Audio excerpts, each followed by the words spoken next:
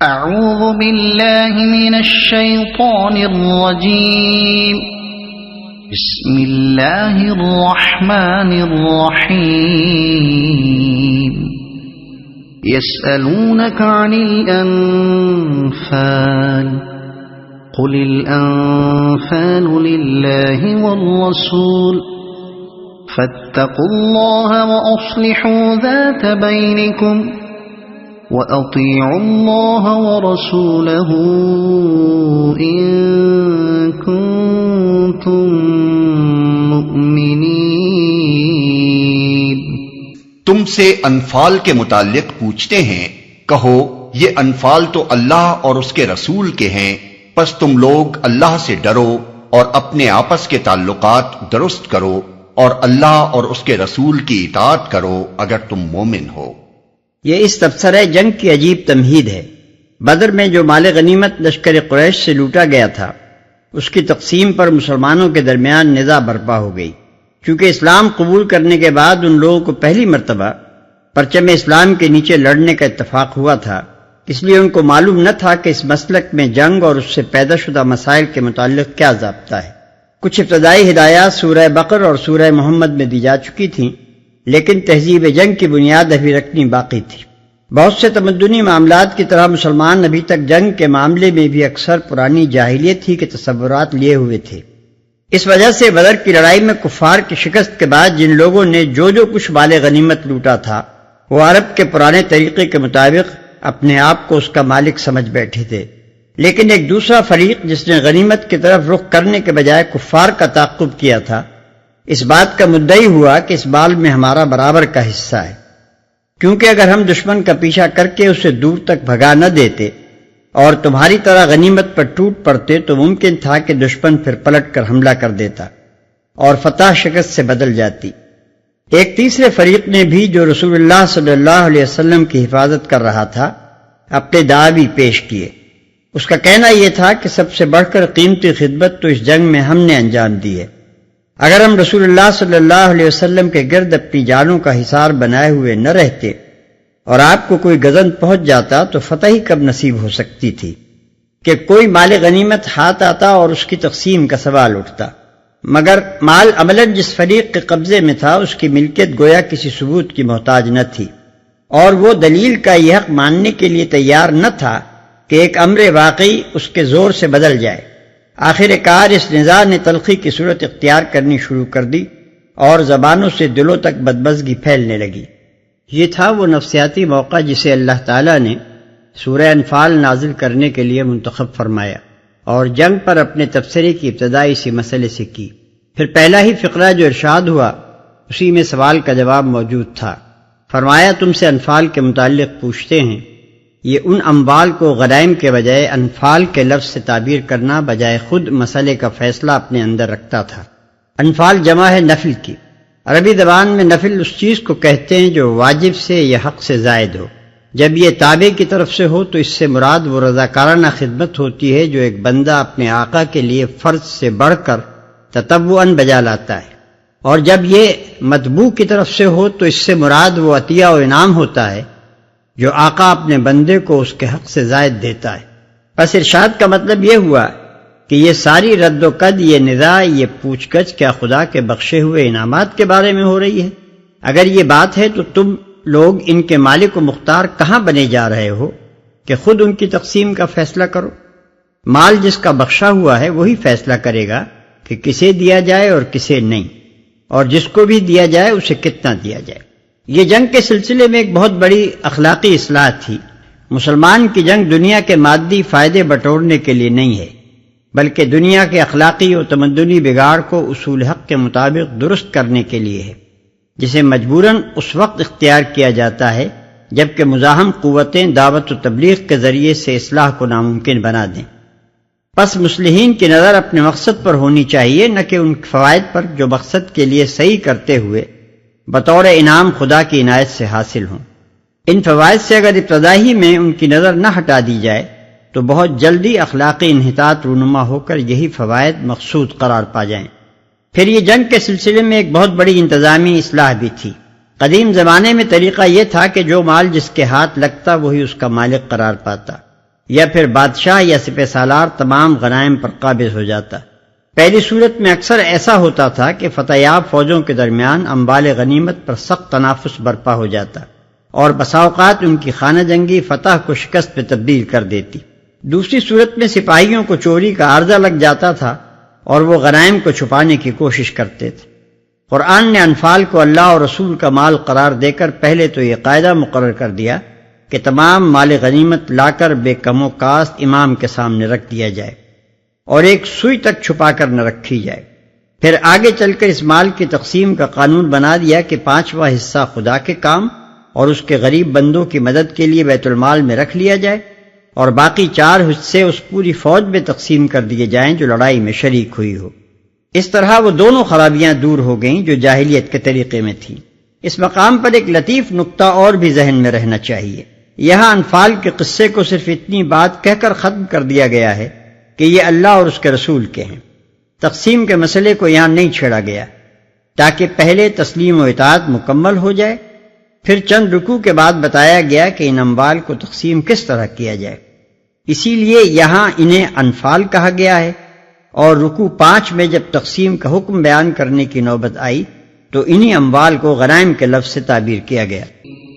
انما المؤمنون الذين اذا ذكر الله وجلت قلوبهم واذا تليت عليهم آياته زادتهم ايمانا وعلى ربهم يتوكلون۔ سچے اہل ایمان تو وہ لوگ ہیں جن کے دل اللہ کا ذکر سن کر لرز جاتے ہیں، اور جب اللہ کی آیات ان کے سامنے پڑھی جاتی ہیں تو ان کا ایمان بڑھ جاتا ہے، اور وہ اپنے رب پر اعتماد رکھتے ہیں تو ان کا ایمان بڑھ جاتا ہے۔ یعنی ہر ایسے موقع پر جب کہ کوئی حکم الہی آدمی کے سامنے آئے اور وہ اس کی تصدیق کر کے سر اطاعت جھکا دے، آدمی کے ایمان میں اضافہ ہوتا ہے۔ ہر اس موقع پر جب کہ کوئی چیز آدمی کی مرضی کے خلاف، اس کی رائے اور تصورات و نظریات کے خلاف، اس کی مانوس عادتوں کے خلاف، اس کے مفاد اور اس کی لذت و آسائش کے خلاف، اس کی محبتوں اور دوستیوں کے خلاف، اللہ کی کتاب اور اس کے رسول کی ہدایت میں ملے اور آدمی اس کو مان کر فرمان خدا اور رسول کو بدلنے کے بجائے اپنے آپ کو بدل ڈالے اور اس کی قبولیت میں تکلیف انگیز کرے، تو اس سے آدمی کے ایمان کو بالیدگی نصیب ہوتی ہے۔ اس کے برعکس اگر ایسا کرنے میں آدمی دریغ کرے تو اس کے ایمان کی جان نکلنی شروع ہو جاتی ہے۔ بس معلوم ہوا کہ ایمان کوئی ساکن و جابد چیز نہیں ہے، اور تصدیق و عدم تصدیق کا بس ایک ہی ایک مرتبہ نہیں ہے کہ اگر آدمی نے نہ مانا تو وہ بس ایک ہی نہ ماننا رہا، اور اگر اس نے مان لیا تو وہ بھی بس ایک ہی مان لینا ہوا۔ نہیں، بلکہ تصدیق اور انکار دونوں میں انحطاط اور نشو و نما کی صلاحیت ہے۔ ہر انکار کی کیفیت گھٹ بھی سکتی ہے اور بڑھ بھی سکتی ہے، اور اسی طرح ہر اقرار و تصدیق میں ارتقاء بھی ہو سکتا ہے اور تنزل بھی۔ البتہ فقہی احکام کے اعتبار سے نظام تمدن میں حقوق اور حیثیات کا تعین جب کیا جائے گا تو تصدیق اور عدم تصدیق دونوں کے بس ایک ہی مرتبے کا اعتبار کیا جائے گا۔ اسلامی سوسائٹی میں تمام ماننے والوں کے آئینی حقوق و واجبات یکساں ہوں گے، خواہ ان کے درمیان ماننے کے مراتب میں کتنا ہی تفاوت ہو، اور سب نہ ماننے والے ایک ہی مرتبے میں ذمی یا حربی یا معاہد و مسالم قرار دیے جائیں گے، خواہ ان میں کفر کے اعتبار سے مراتب کا کتنا ہی فرق ہو۔ الذين يقيمون الصلاة ومما رزقناهم ينفقون أولئك هم المؤمنون حقا لهم درجات عند ربهم ومغفرة ورزق کریم۔ جو نماز قائم کرتے ہیں اور جو کچھ ہم نے ان کو دیا ہے اس میں سے ہماری راہ میں خرچ کرتے ہیں، ایسے ہی لوگ حقیقی مومن ہیں، ان کے لیے ان کے رب کے پاس بڑے درجے ہیں، قصوروں سے درگزر ہے اور بہترین رزق ہے۔ قصوروں سے درگزر ہے، قصور بڑے سے بڑے اور بہتر سے بہتر اہل ایمان سے بھی سرزد ہو سکتے ہیں اور ہوئے ہیں، اور جب تک انسان انسان ہے یہ محال ہے کہ اس کا نامہ اعمال سراسر معیاری کارناموں ہی پر مشتمل ہو اور لغزش کوتاہی خامی سے بالکل خالی رہے، مگر اللہ تعالیٰ کی رحمتوں میں سے یہ بھی ایک بڑی رحمت ہے کہ جب انسان بندگی کی لازمی شرائط پوری کر دیتا ہے تو اللہ اس کی کوتاہیوں سے چشم پوشی فرماتا ہے اور اس کی خدمات جس صلے کے مستحق ہوتی ہیں اس سے کچھ زیادہ صلہ اپنے فضل سے عطا کرتا ہے، ورنہ اگر قاعدہ یہ مقرر کیا جاتا کہ ہر قصور کی سزا اور ہر خدمت کی جزا الگ الگ دی جائے تو کوئی بڑے سے بڑا صالح بھی سزا سے نہ بچ سکتا۔ كما أخرجك ربك من بيتك بالحق وإن فريقا من المؤمنين لكارهون يجادلونك في الحق بعدما تبين كأنما يساقون إلى الموت وهم ينظرون۔ اس مال غنیمت کے معاملے میں بھی ویسی ہی صورت پیش آ رہی ہے جیسی اس وقت پیش آئی تھی جبکہ تیرا رب تجھے حق کے ساتھ تیرے گھر سے نکال لایا تھا، اور مومنوں میں سے ایک گروہ کو یہ سخت ناگوار تھا، وہ اس حق کے معاملے میں تجھ سے جھگڑ رہے تھے دراں حالے کہ وہ صاف صاف نمایاں ہو چکا تھا۔ ان کا حال یہ تھا کہ گویا وہ آنکھوں دیکھے موت کی طرف ہانکے جا رہے ہیں۔ یعنی جس طرح اس وقت یہ لوگ خطرے کا سامنا کرنے سے گھبرا رہے تھے، حالانکہ حق کا مطالبہ اس وقت یہی تھا کہ خطرے کے منہ میں چلے جائیں، اسی طرح آج انہیں مال غنیمت ہاتھ سے چھوڑنا ناگوار ہو رہا ہے، حالانکہ حق کا مطالبہ یہی ہے کہ وہ اسے چھوڑیں اور حکم کا انتظار کریں۔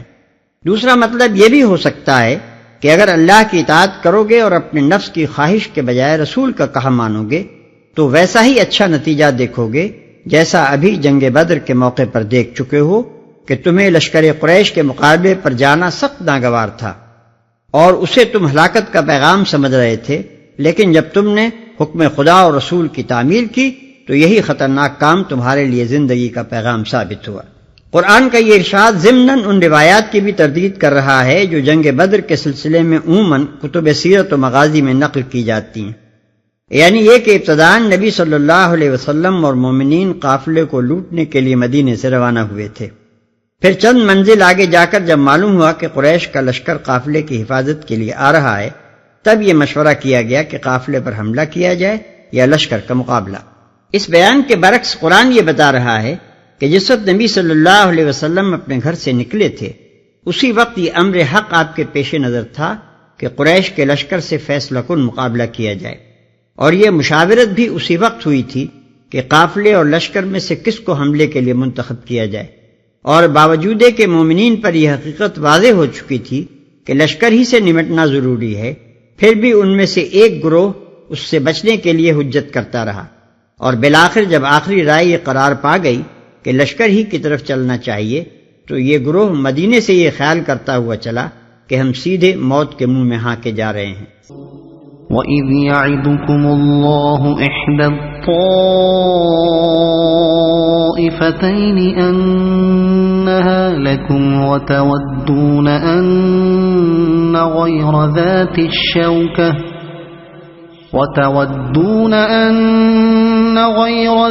الشَّوْكَةِ تَكُونُ لَكُمْ وَيُرِيدُ اللَّهُ أَن